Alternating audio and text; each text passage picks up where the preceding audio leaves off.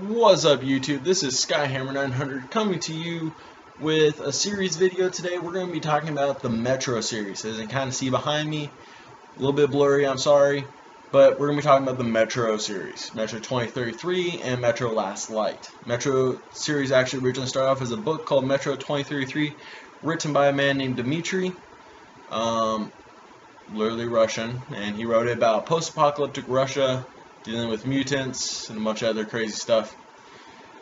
The game originally came out written by THQ and Deep Silver. It came out in 2010, running on a 4A engine, and in 2013, Deep Silver and another company came out with it. I really can't think of the company's name right now. They came out with the Metro Last Light, which was a sequel to the first game, followed right up after it. So we're going to talk about what I personally love about these games, and we're going to talk about, as players, kind of what to expect when you play these games. What type of game is this for, like, and types of player-wise. And, of course, at the end, we're going to be doing a rating, and we're going to talk also a lot about the game. So, we're going to talk about Metro 2033. And when you first start off in this game, it is a little bit of a slow pace at first, but quickly picks up. And it is one of those games I picked it up, I think, at a really random time. I think I picked it up right before the Last Light. Last Light was just getting premiered on like Game Informer at the time. So I picked it up and I fell in love with the game. I fell in love with the character that you play as, kind of the silent type, but also the fact that since this was a book, he narrates. Not so much in-game, because that'd be really annoying, I think. But in between the segments, he narrates. And it kind of brought that book feel to the game. So, as you play the game, you meet a whole bunch of cast of characters, whole slew of enemies, from communists, Soviet Union guys, to the Nazis, to mutants, to bandits. You meet them all. And you go on this epic quest for a friend, and you eventually come to the conclusion, and then it picks up in the Metro Last Light. So, in the game, you have homemade weapons, you have shotguns, you have pistols, assault rifles, submachine guns, you can add suppressors to them.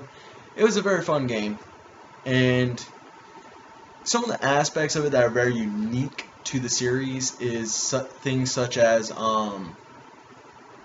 the currency system. Actually, is one of the biggest ones. Currency system in the game is military grade ammunition. Most of the ammunition in the world of Metro is actually homemade, not as effective, and very cheap. However, if you do stumble across these military grade ammunitions, you can do one of two things. You can either shoot it, or you can buy stuff with it. Another unique aspect of the game is the gas mask and lightning system. The gas mask system, which of course, I have my wonderful gas mask right here. Figured I'd pull it out for the series, since we're doing it today. The gas mask system, when you go onto the surface, adds a layer of vulnerability to your character. What do I mean?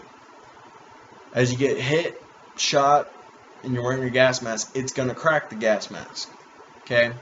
You also have a limited amount of filters. So as you carry these filters around, you're going to, have to swap them out because they run out. So you really can't stay on the surface. You got to kind of, sometimes move fast. Sometimes you can take your time to figure out how much filter time you got.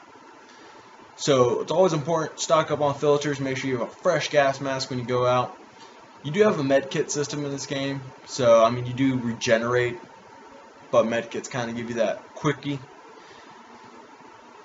The other thing about this game is the lighting. THQ and Deep Silver really played on the lighting aspect of the game. You have to hide in shadows a lot of times in order to sneak around your opponents. You have to do a you have a light meter on your watch. So this brings kind of a new depth perspective into the shooter genres. It's a lot of times in games you just have to crouch or kind of duck out of sight or use a head glitch to see what's going around, and they that's just a very generic way to do stealth. In this game, though, they as a first person especially, they incorporate the lighting system. So you have a light mirror, it'll tell you either you're in the clear or you're not. You can blow out candles, you could shoot out lights. The environment's very, very much kind of interactive in that sense. And you can choose to stealthily kill them, or if you really, really want to, you can go in guns blazing. I don't recommend it. This is not one of those games you go in guns blazing. This isn't Call of Duty, this isn't Battlefield, this isn't Crysis where you can just blow everything up. You can, but just know you may, it may not be the best idea. The other aspect is the scavenging method. Every gun, you have assault rifle rounds, you have shotgun rounds, you got pistol rounds, you got throwing knives and pipe bombs and all this other stuff. And you have to actually go up to the enemies and kind of search them. It's not like Fallout where you pull up an inventory list and you can choose what type of ammo and stuff you want to take. You just go up to them and it's kind of highlighted and you just yank that stuff off. So the series in general, you play as a man named Artyom. Like I said, you go on this adventure. But the one thing about this game that's just, I think actually another great thing I love about this game is the environments. The environments, the stuff you find, the story mode, and it is just very compelling in a sense. I mean, there's times you get flashbacks of the old world, and it kind of throws you for a little bit of a trip. And then you also, when you're inside the metros at some of the stations, the environment around you, a lot of people don't really pay attention to this. I personally like to pay attention to this. It's one of those fun little things to do as you go around, and it allows you to interact with stuff. In the first one, there's this whole area of just closed doors, and you can go and you can knock on them, and funny lines or just interesting conversation pieces come out of it. So some things to know about this game besides the environment and all that is it's very linear. So for those of you guys that are looking for a new apocalyptic game and expecting it like Fallout, it's not like Fallout. In a sense it is, in a sense it's not. But it's very linear, very set path type deal. You can't really go too much off the path.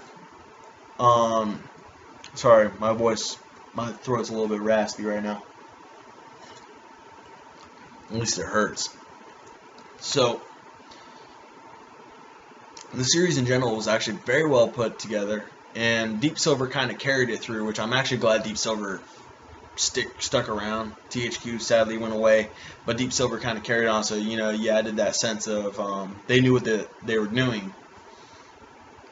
And overall, the series was very well put together. It's not high-end budget like the Fallout series, but it was a lot of fans loved the game. I personally, like I said, I love it. The moment I found out actually Last Light was free on the 360, I jumped on it, downloaded it, and played right through it. It gives you hours of gameplay, hours of story. There is no multiplayer, there's no side stuff. It's just a lot of in-depth story. So if you're looking for a good story mode game, I'd recommend this game. Overall, I'd give this game a 9 out of 10. There's certain things I would fix. There's certain things I would add to it. But it's a very well put together series. So if you guys do get a chance, stop by your local GameStop, pick it up on Steam. Whatever you guys got to do, pick this game up. It runs on all platforms.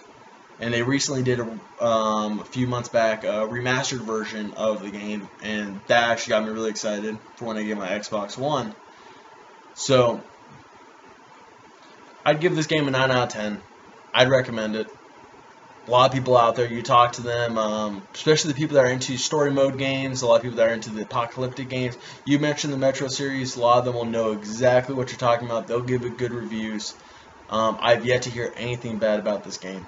I really have. I mean, I know critics have their stuff.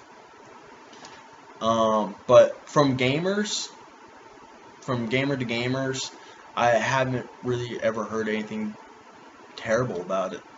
So, if you guys get a chance, pick this game up. I'd recommend it. Lastly, I'm going to actually give you guys some tips. Actually play with the environment. Okay?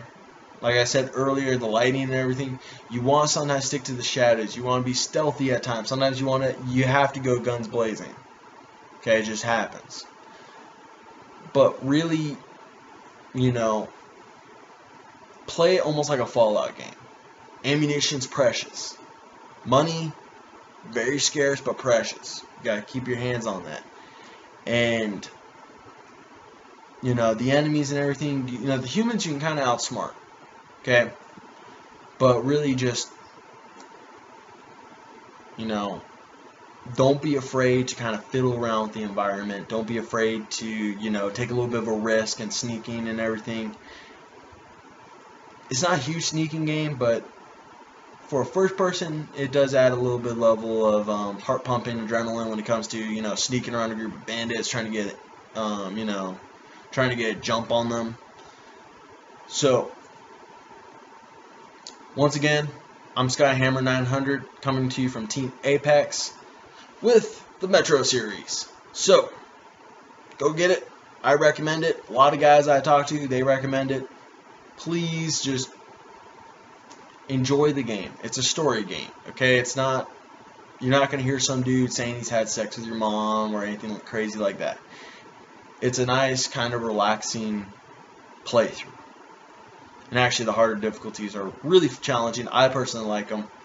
So, if you can, hit that like button down below. Hit that subscribe button. Subscribe to me. I'm going to be doing more game videos, and also we're going to be doing some airsoft videos coming up. Once again, I'm sorry for this in the background. Really am sorry. I'm actually in the process of trying to get some recording devices for the Xbox 360. I'm in the process of moving, so money's a little bit tight out right now.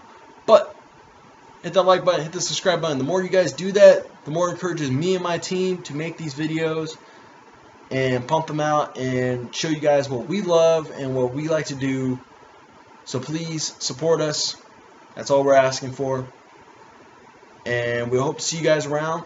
Once again, I'm Skyhammer900 with Team Apex. Have a wonderful day, and I'll see you guys around.